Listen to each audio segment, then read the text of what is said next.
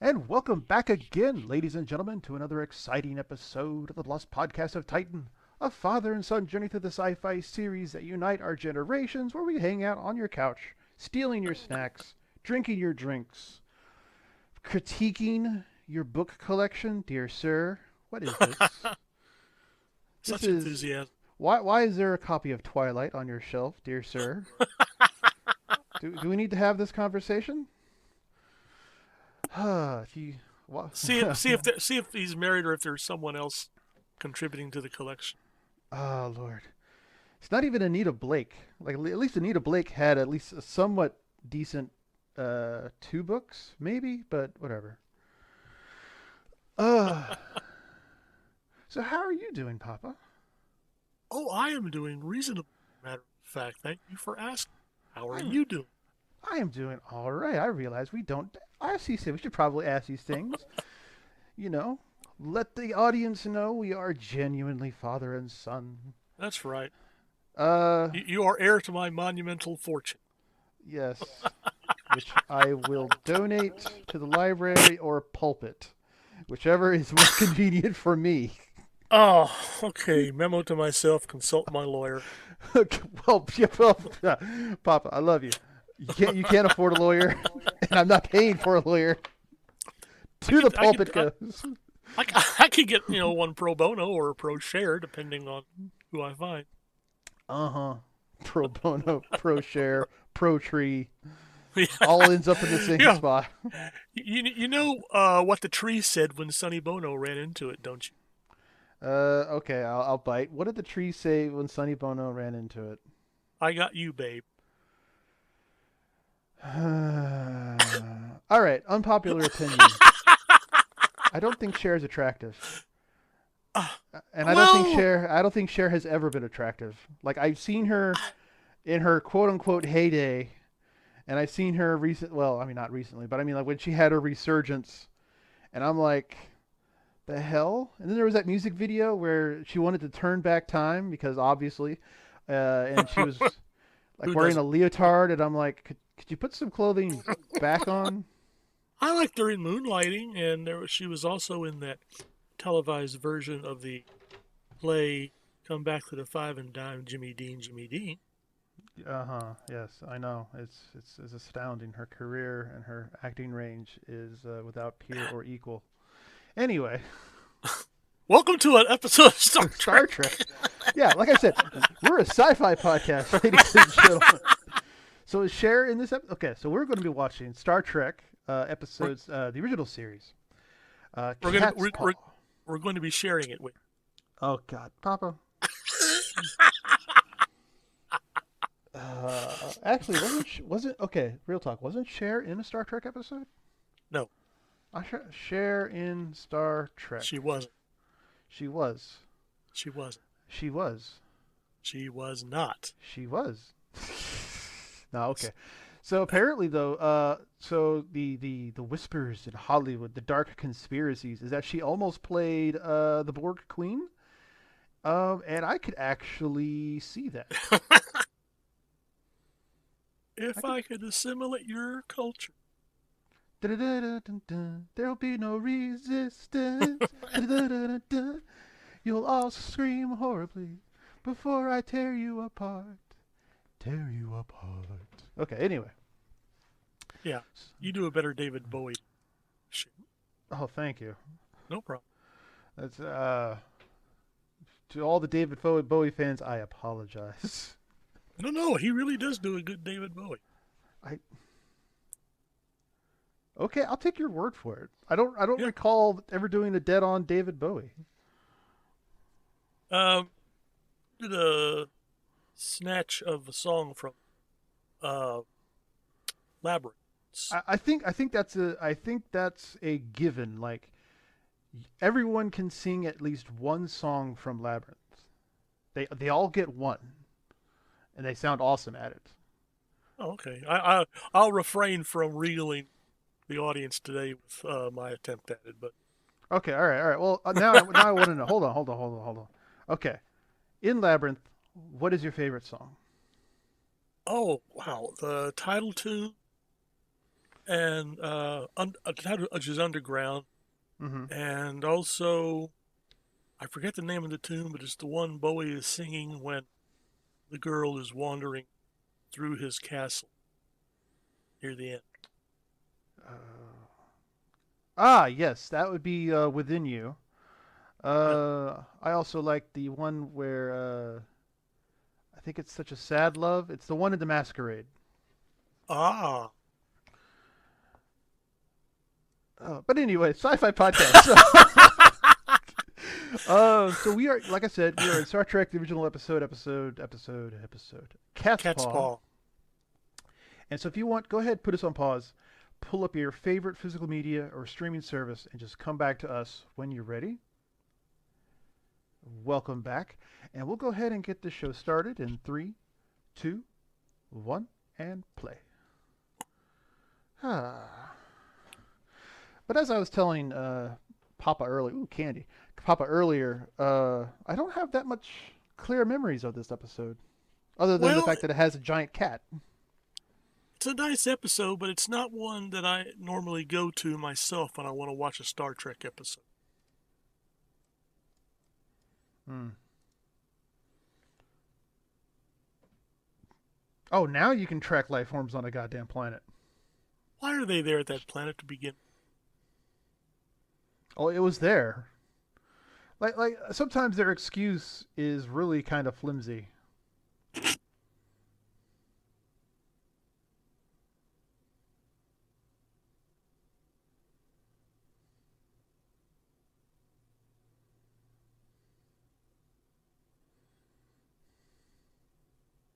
Bring my cat of nine tails. Yeah. Someone's having fun with the camera work today. Yes. Lanky motherfucker got demoted to transporter room.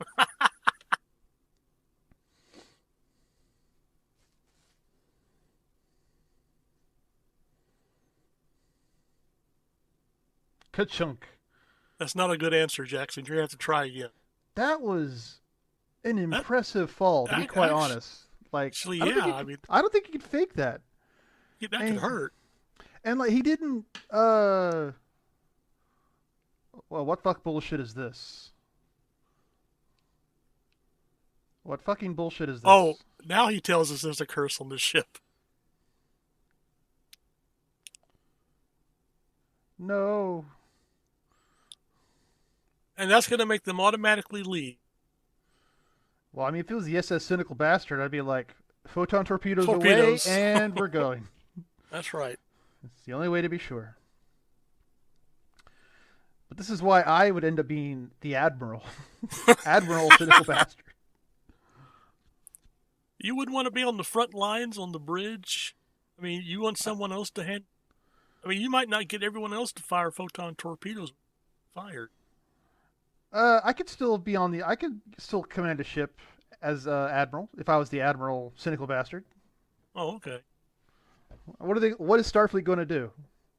I mean, he wants to captain a ship, but he's an admiral. But he wants to captain a ship. Do you realize if we don't let him do this, what he's going to do? Oh, yes, very good. Have him take care of those really distant planets. Oh, I would be a a rogue planet killer from Dark Star. Ah, that's a movie we should do. Really? This was loosely based on a story that Bloch wrote back in 1957. In other words, he's plagiarizing himself for an easy payday. Got it. Well, I mean, hello. Problem? He is adapting one of his stories for use in this series. He is plagiarizing one of his stories for an easy payday. Just like Larry Niven adapted his story to Soft Weapon to be an animated Star Trek episode.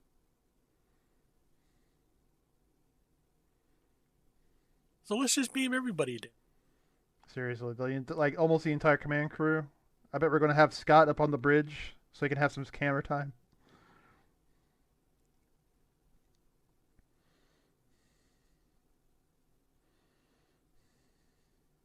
and ended up dead. Are you certain you wanted to really beam to that exact point? And there's like a something in his voice with a creepy warning. Maybe we should pay attention to that. Really? And maybe we shouldn't go sticking our legs in fog. Like seriously, isn't this the what was it? The Breath of the Dragon from God, Excalibur. Excalibur. There we go. I was thinking more about the egg chamber in Alien. Now that was a movie that really set some heady, symbolic. What was it? Wait, what's the word? Some Jungian notions. I'm probably not pronouncing that correctly. Pretty close. I know what you're trying to say. Yeah, but the idea of the power is actually held by women in that movie, but Yes. the authority to use that power is granted by them to the men. Like the men can't wield the power without their approval, which I thought was, I mean, I was seeing something going on in that movie when I was young, but I didn't quite grasp what it was until I got to be much older and etc. etc. But yeah, Lady of the Lake, Morgana, Yeah. uh, Galadriel in the Lord of the Rings. also true. Yeah.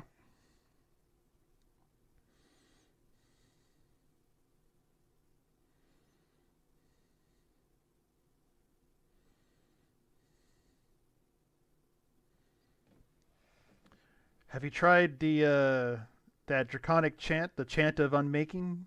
Alal Natra. Dos bastitas, dos nelvien. This is going to be an Excalibur episode. I'm sorry, ladies and gentlemen. Well, it would have worked better if we were in Next Generation because we had Patrick Patrick Stewart in Excalibur. Who did not age a single fucking day. No. Okay, beam up, beam up. No, no, no. We're beaming up. Boo, We're Captain leaving. Kirk. Boo. Why aren't we leaving? Oh Lord. Well, they're speaking to him directly. He has to listen.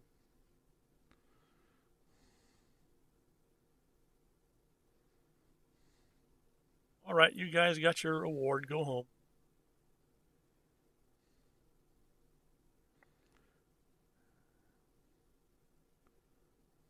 You know, some of that Excalibur soundtrack would really go good in this episode. The Excalibur soundtrack would go good in almost any damn thing, to be honest. That's true.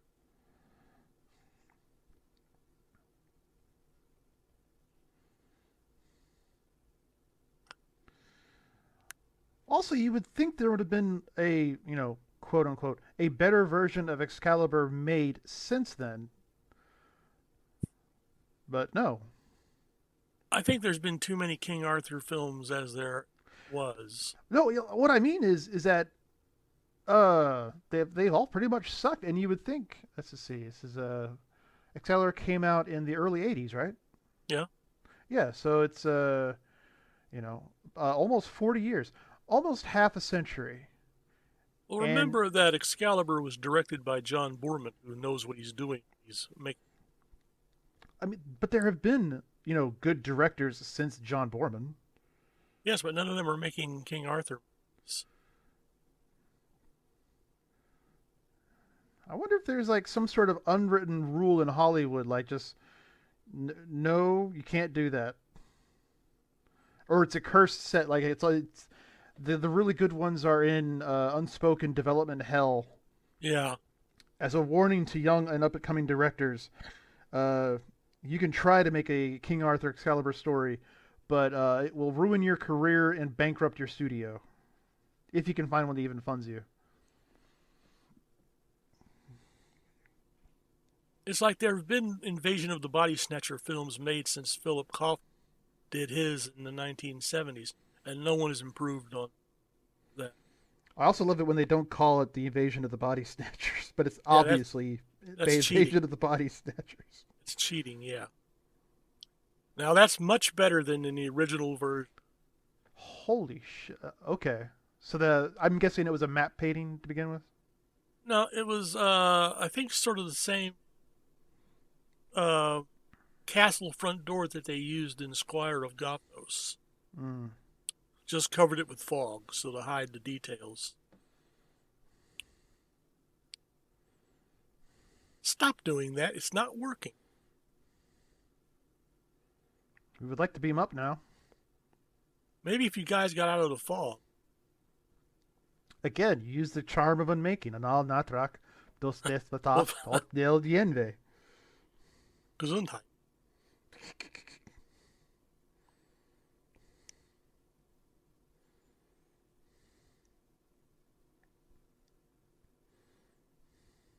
It sucks to be. Mm-hmm. Very good, Captain.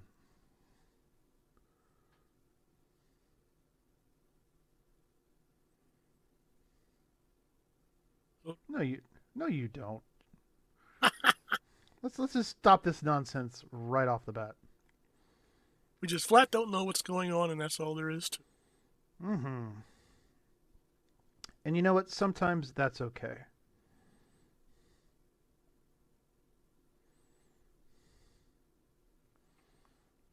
Someone is going really hog on the goddamn fog machine. Oh my god. Cough, cough. I can't breathe. Yeah, that's fun when you get a big block of dry ice and put it full back. Yeah, yeah. We sometimes get. Oh shit. Nice kitty. This is. Oh. Just give it some treats. Yeah, y'all carry kitty treats with you, don't you?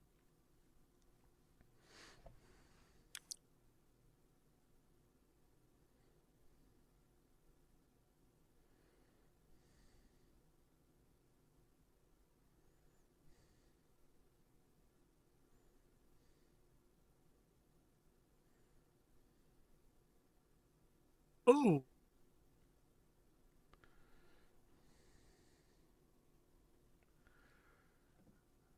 no, I'm don't always split up. yeah, seriously. I'm always amused when archaic holidays make it to the future. Yeah. Like, what is the future version of Halloween? Uh. In terms of production schedule, this was Walter Koenig's first episode as Chekhov, and he's Holy wearing the God! wig. He's wearing the wig he started out. Okay, now that makes more sense because you were second earlier, and I was like, I don't realize what you're talking about. That is a bad wig. Oh my God.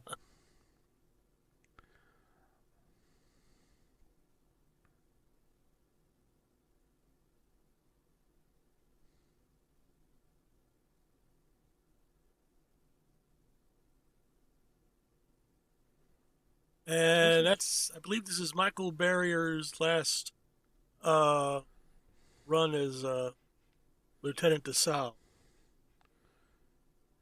Wait, he was actually a named red shirt?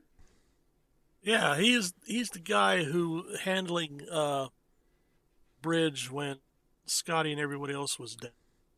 So what? 2 minutes in one episode? Like 10 episodes back? Yeah. I don't think he's that important. I mean, Well, like, if you go up to somebody on the street and be like, I played Lieutenant DeSalle in Star Trek. No, that doesn't work.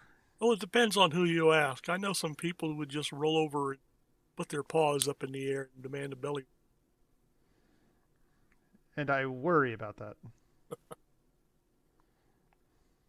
No, it's a freshman dorm at A&M. Badoom.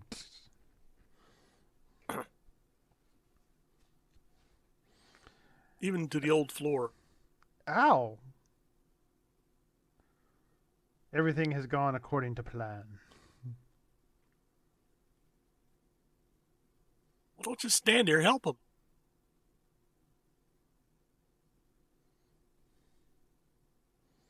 And the birth of 100 more slash fictions. Oh, it's going to be one of those episodes, huh? Spock, I need you. Oh, God. Oh. You can hear it, and you can hear it, can't you?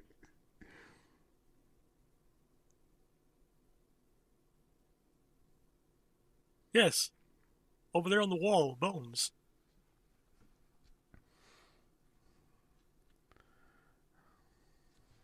I can't tell if that's a fake prop or a real one. Because I mean, during this point in time, it wasn't that uncommon for props and medical models to actually be real skeletons. In the original series blooper reel, I don't know if it was Nimoy or what, but someone tugs too hard on one of those chains and it comes loose from the wall.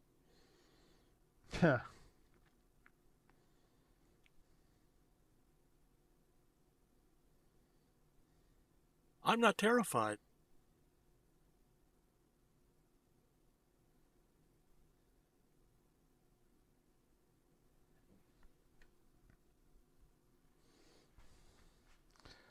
It's the torturer from The Princess Bride.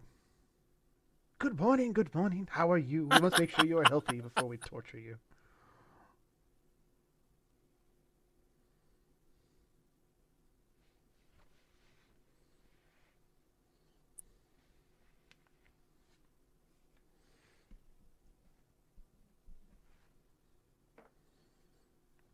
Open You fire! Pew!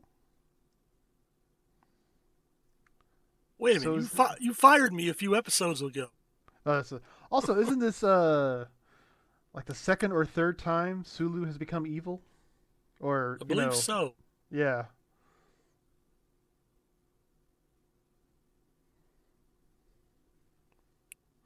Uh,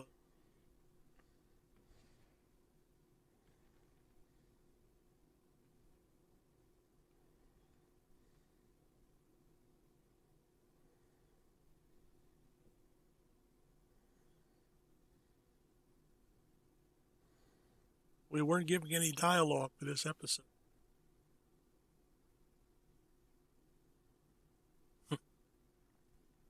We shall turn the key in your head. No.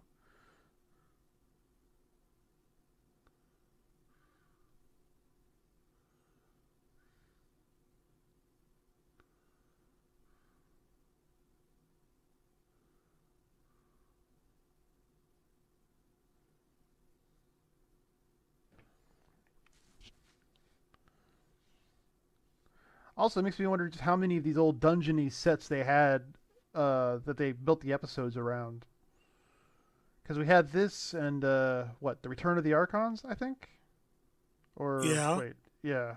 and I think we'll have a few more. But once again, I really would like to take an extensive tour of the prop and set department at Paramount. Punch.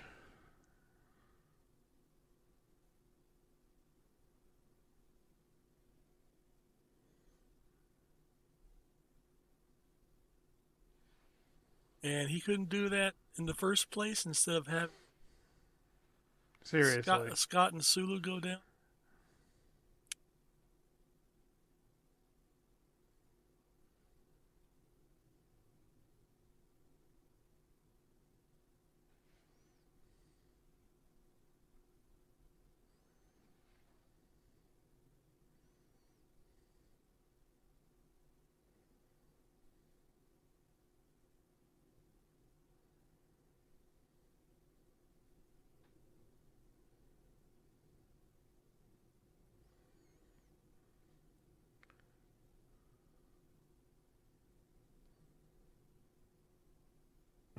Well, I would hope. I would hope so. I mean, you sent the illusions of the ghost going Captain Kirk. Yeah.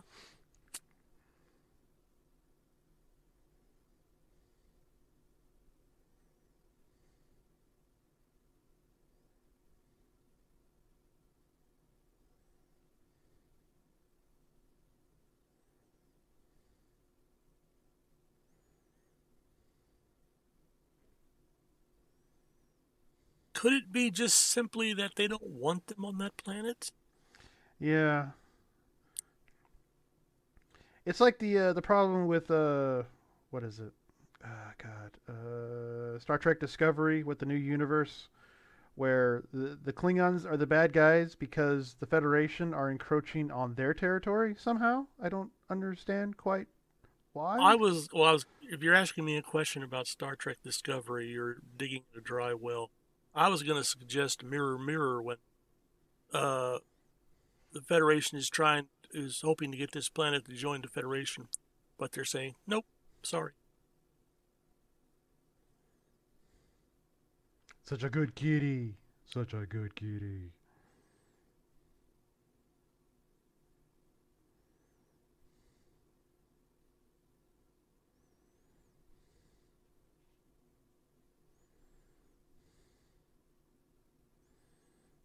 But he doesn't know about Halloween. Oh, but and he's also an expert on the mid 20th century vehicles, as we've Yeah. discussed.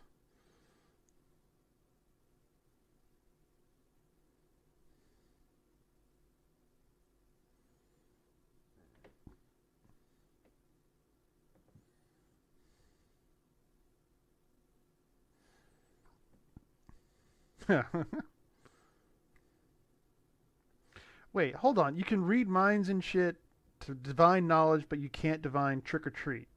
Yeah.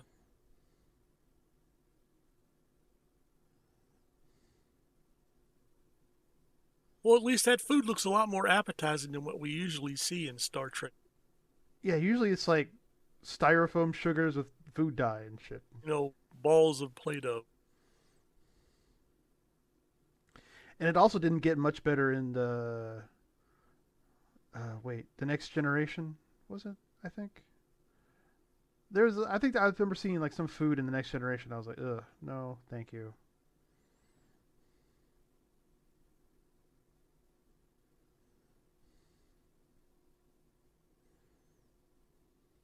Loosen up.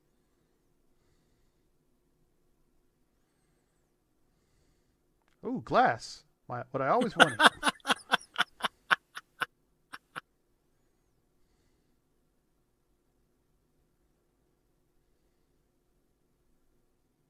And the medical officer could tell a real gem from a fake.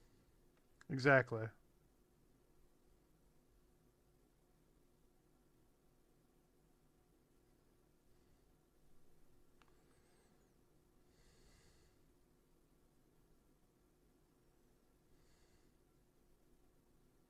I will take the whole plateful, though, as a soup.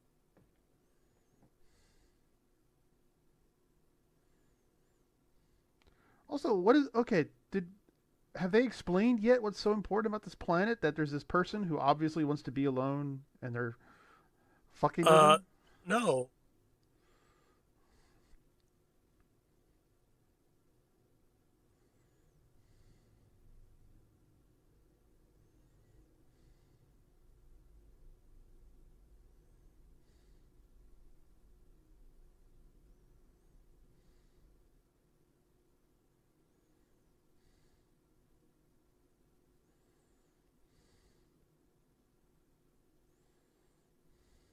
Can you bring the turkey? Yeah, gobble gobble gobble. Or the kitty cat? Yeah.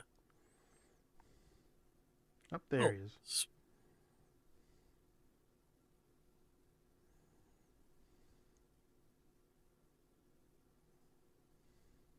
that's Theo Marcuse as Korob, by the way. In a month after this episode was made, he'd be dead in a car accident. Oh, that's depressing. Yes. Oh, Oh, here, hi. kitty, kitty.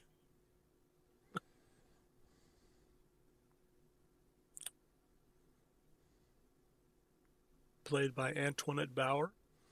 Who also died in a car wreck a month later after this No, episode. no, she lived considerably longer. Okay. And no, she was not driving the car that caused the wreck.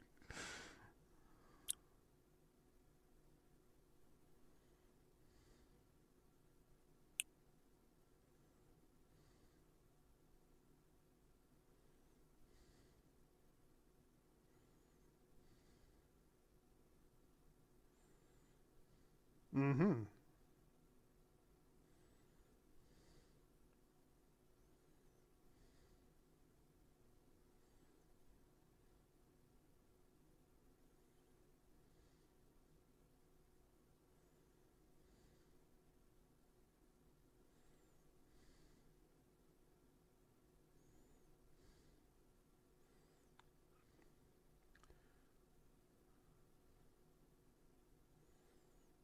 Or you'll But see some wait. exploding cleavage. Why did you hand it to Spock?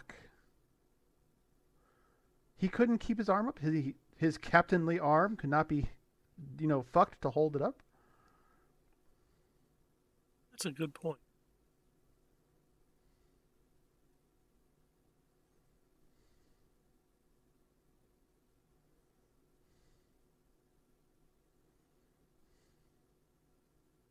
No, it's called a small model of the Enterprise hanging on a chain. Which became a Christmas ornament.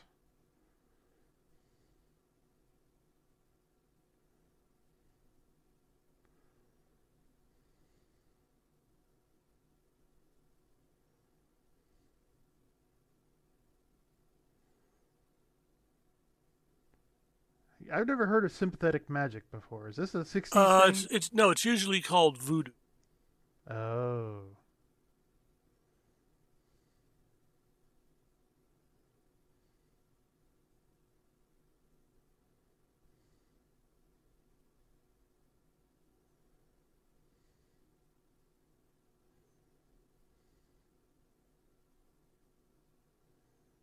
Shoot, shoot the phaser. Seriously. Ooh, more candy.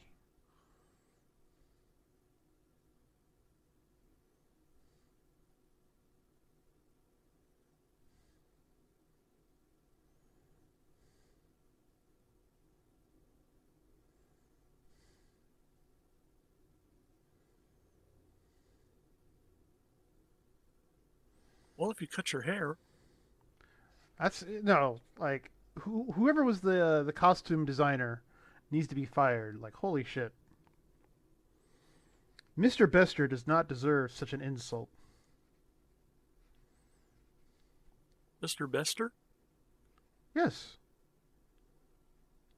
The Psychop Babylon 5? Oh, okay. No, the reason I was curious because, interestingly enough, I was just finished rereading a book by Alfred Bester. Oh, okay.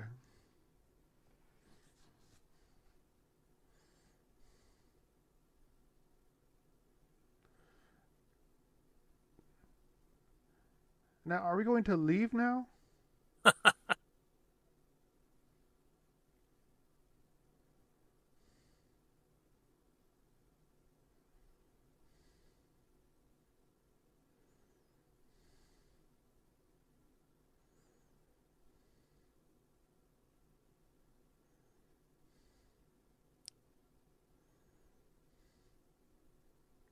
Also, why aren't they calling him Sir? I mean, he outranks them, right? Well, it's a tense situation. That seems to be even more reason to call him Sir.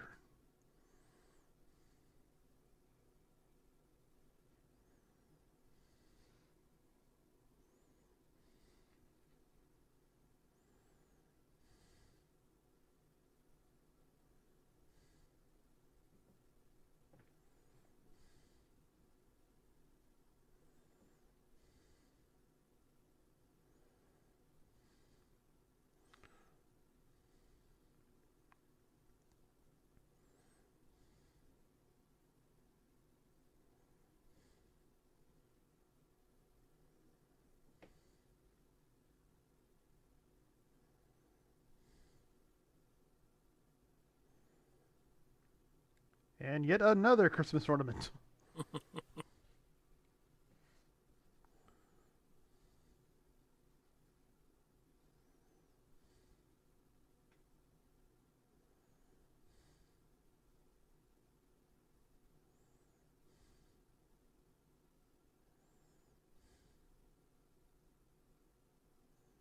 Well, I wonder if they left orbit and traveled far enough, force field vanish.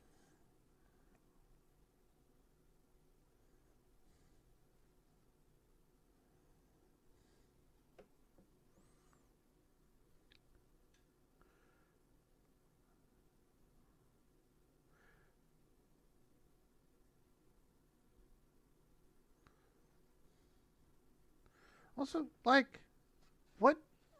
Why are they doing this shit? There's nothing on this planet so far that I see is worth any of this.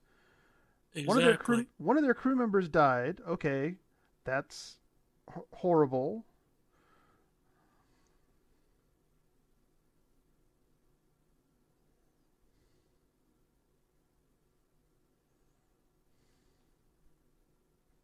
Like, I'm sorry for intruding upon your world. That is clearly your world. Can I have my crew members back? Is there any possibility you can bring my dead one back to life? Is that an illusion? And we'll just mark your little planet as, stay the fuck away, and we'll be on our merry little way. Really? This is a 5-minute episode for Captain SS Cynical Bastard. Just, launch some photon torpedoes as you're going away.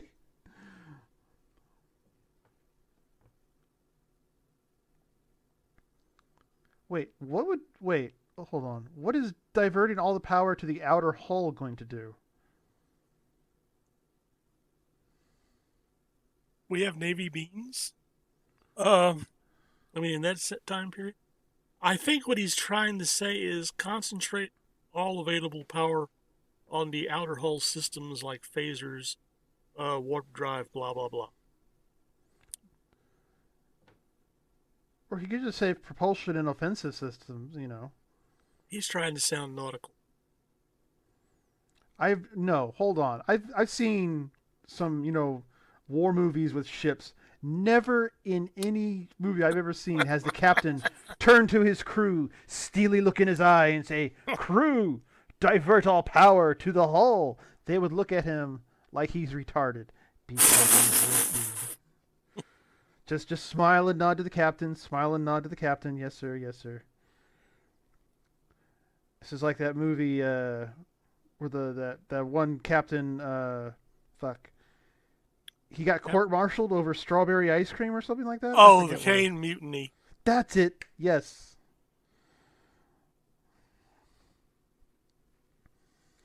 It's like, God forbid someone had an extra scoop of strawberries. Really? Let's just fly off the handle, why don't? But I believe Bogart did get the Oscar for that. But what about the strawberries? We never resolved that. It's true. That's a still an ongoing mystery in Hollywood.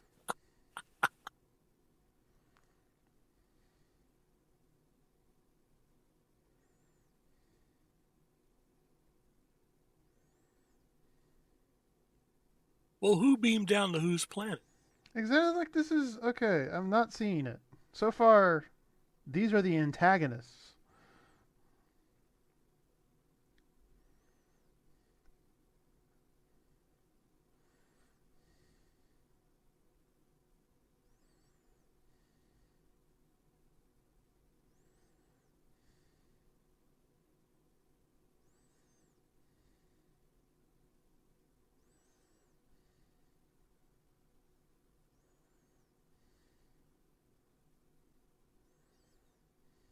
So if someone could arrange to drop one more phaser, then Sulu would have.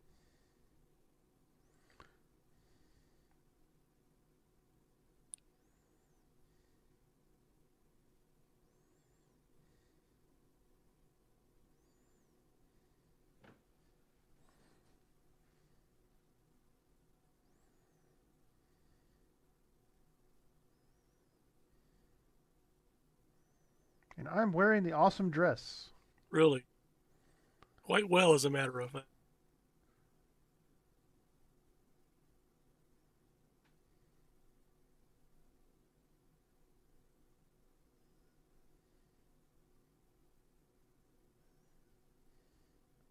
Also, the dress is familiar. Has this been in another episode? Not to my knowledge.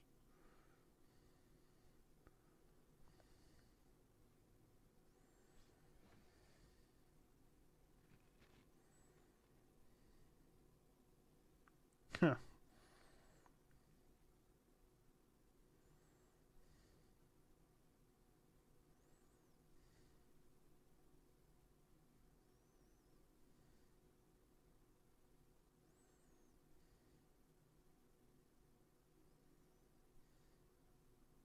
I know some guys who'd go for a girl like. I was about to say, and thus another 100 slash fictions became into being.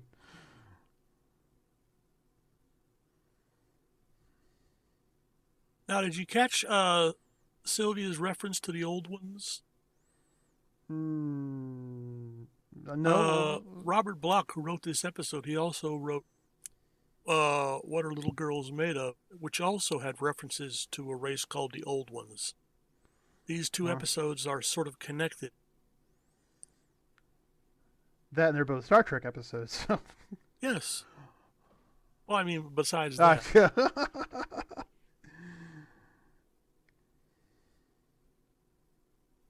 No, he has the one.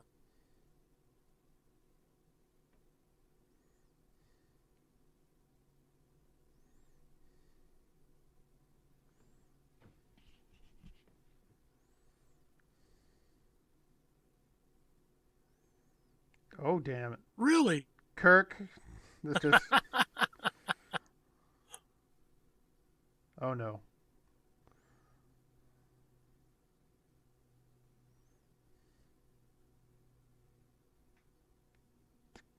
Oh, damn. Oh, no.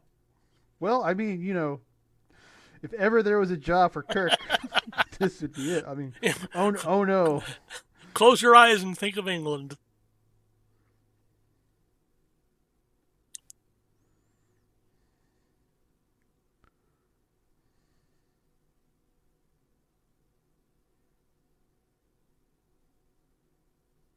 Uh-oh. Spreading the love, it seems. I will show you this Earth thing called power. I mean, love.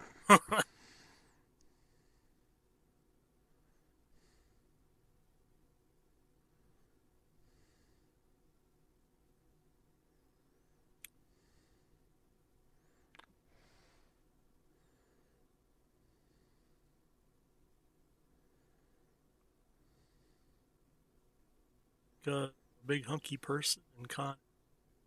Yes, if Khan was here, it's like, oh Lord, let me show you power.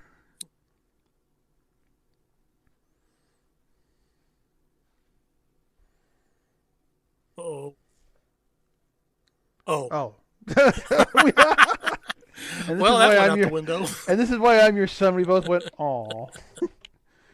I guess we can sit and talk. Okay.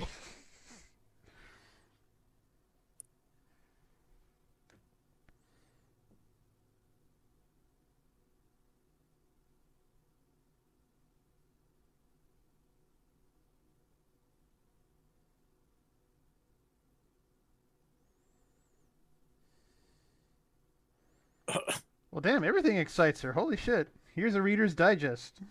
Here's a peanut butter and jelly sandwich. Actually, if I've never eaten before, a peanut butter and jelly sandwich would probably be a great start. Yeah.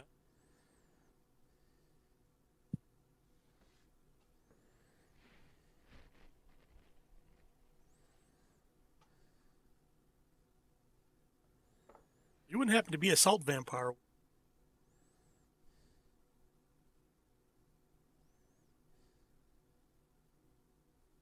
Nope. No. Bad. That's not working. There we go. Okay. Fix the hair, though. That's a line from a Burt Reynolds film that just came to my thoughts. You have such lovely hair. Never find any spiders in it? Oh, Jesus Christ.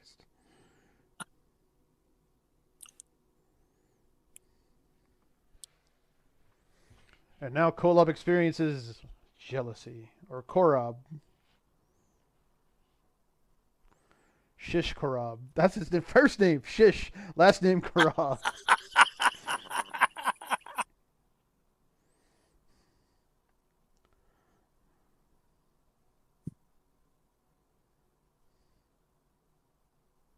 What's real racy dialogue here? I don't know.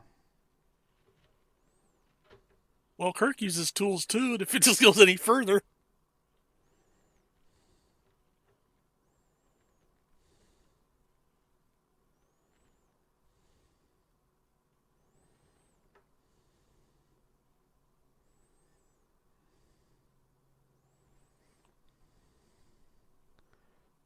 You deceive me. There we go. Okay. Well, that was a mood killer.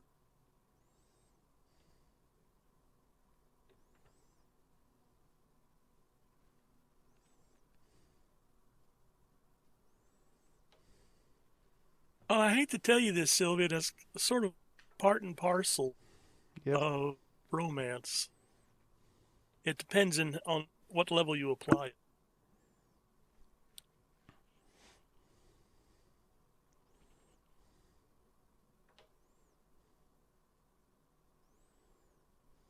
I use her, she uses me, neither one cared. We were both getting our share, working on the night. There you go. Star Trek brought to you by Bob Seger. Ooh.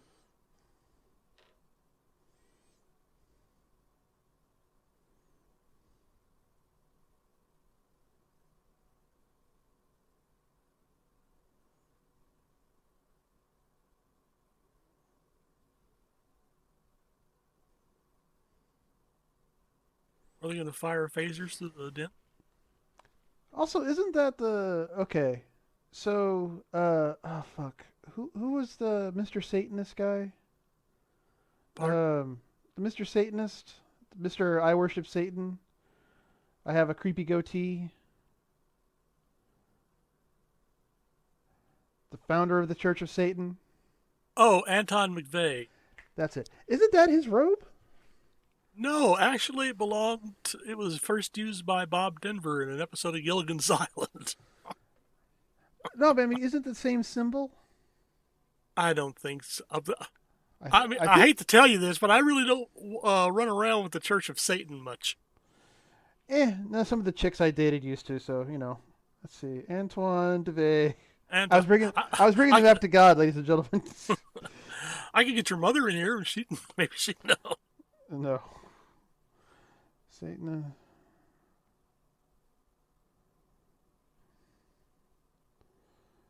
LeVay robe.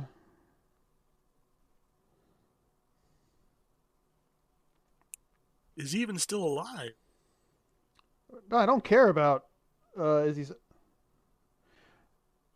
I just want to get a close look at the robe. There we go. Okay, it's a pentagram. All right. Oh well.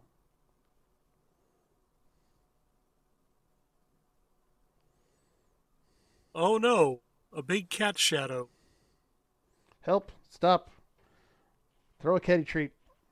Spock, you go that way. Do a neck pinch on the cat, Spock.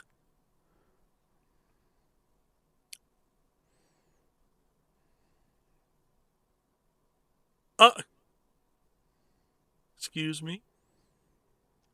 Well, I mean, I thought it was somewhat understood that saber-toothed tigers were like our primary predator back in the caveman days, or not even caveman days, but like primate days.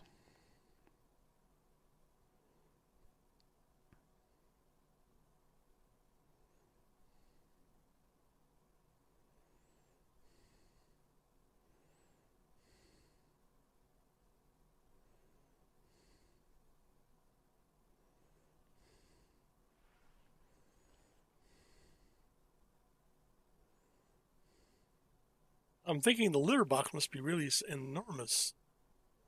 Oh, let's lock ourselves in the cell. That would work out well.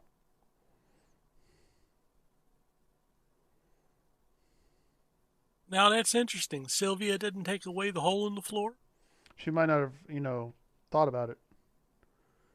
Because she wasn't even formed until a little while after that came about. True.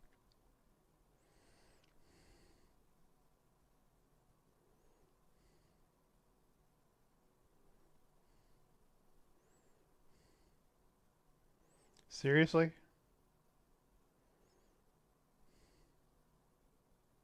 I thought he had the power. I thought he had it too. Apparently, he doesn't know how to do any of it. Apparently he's a wuss.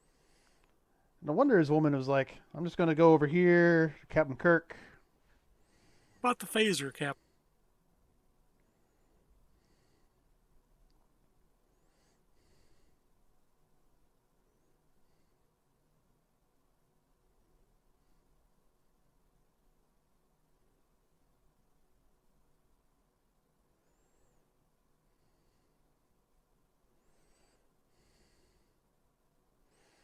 How about move faster? Oh, that too. Less words, less time wasted. Whoo! Phaser, stun. You have it on your hip. Phaser, stun. Phaser on your hip.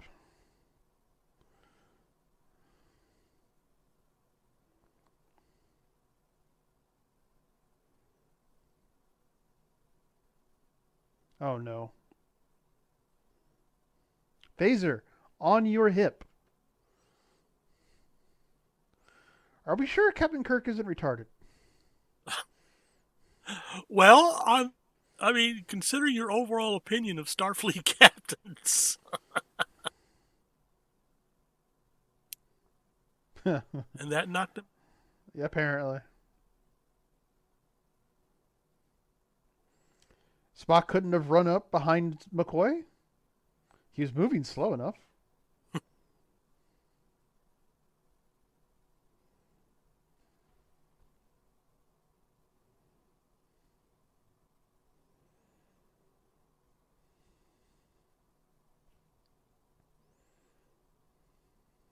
Had the Enterprise beam down a big tub of little Friskies. What's got into that cat? Friskies. How big a ball of yarn can be beamed down?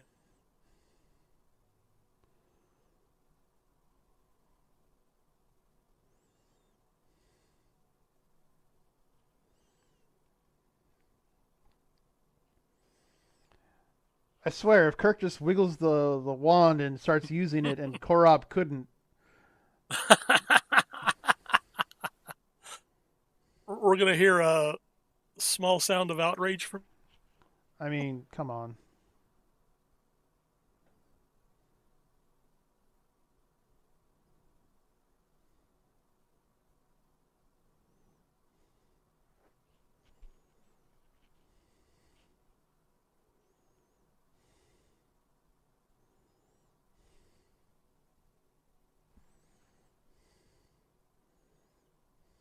Oh,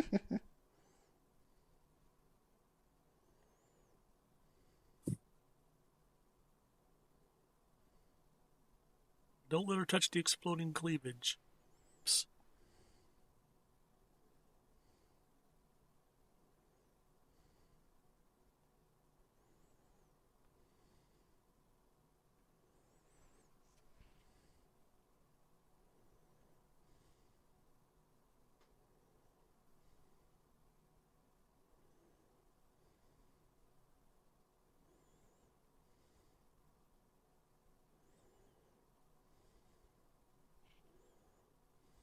Your arms.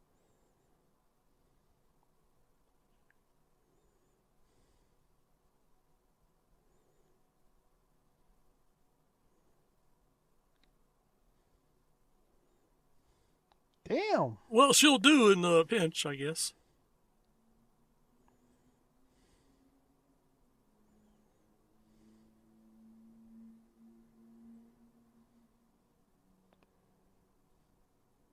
Just wave the wand. Oh, well, that'll work too, I guess. Oh, and he got his face. Fog's gone. And everyone lives happily ever after.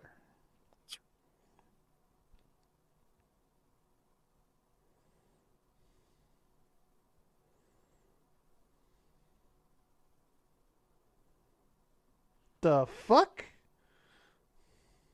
This is a nice touch, I thought.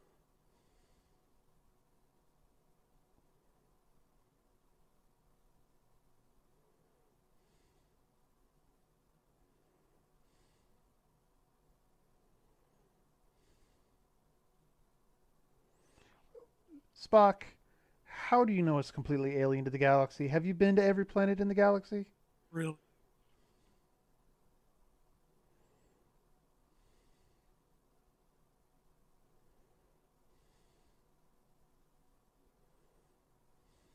Well, wait till you get back up to the ship. That would have been like what was Jackson's day like if he was actually still alive this entire time and everyone he couldn't like interact with anyone because they all thought he was dead. That's a rather low key and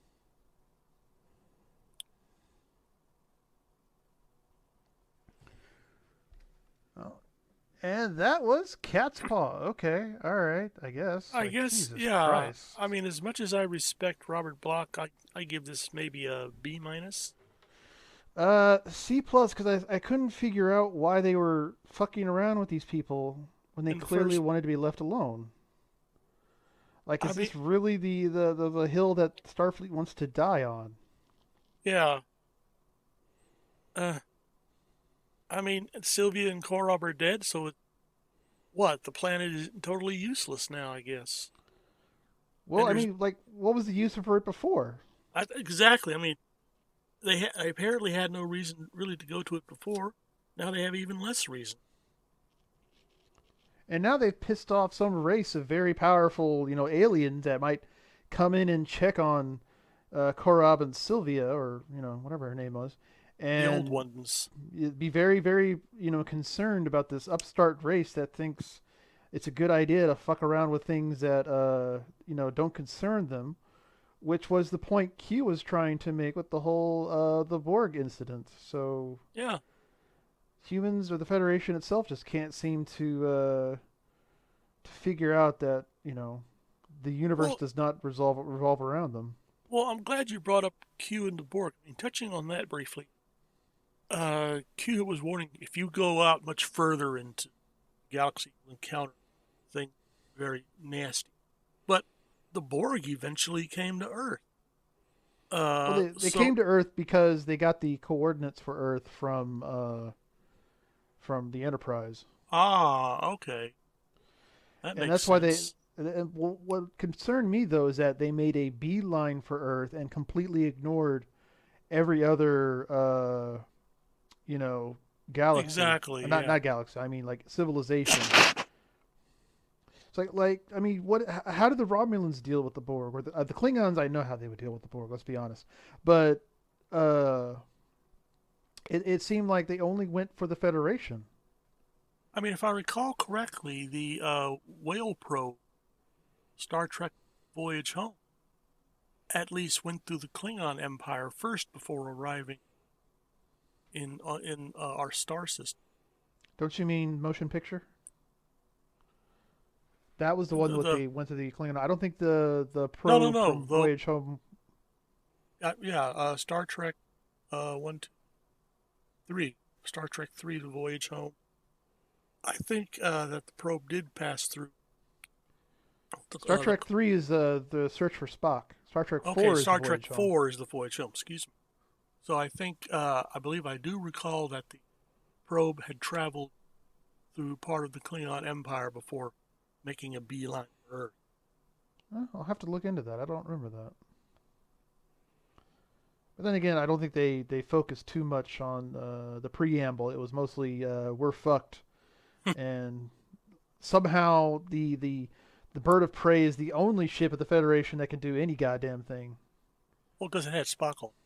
Of course, it has Spock on board, who can do complex math in his head when he's not thinking about mid 20th century automobiles.